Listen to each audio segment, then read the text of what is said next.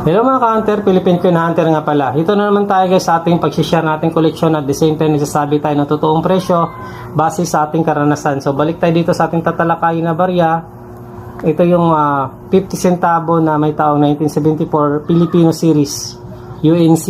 Pag sinasabing Filipino Series guys, ang taon niya po nag-umpisa 1967 hanggang 1974. So yung hawak natin 1974 na 50 centavo. Si ano nga pala to, si nakalagay dito si Marcelo H. Del Pilar. Sa ganitong condition guys, ang presyuhan po naglalaro na po sa 80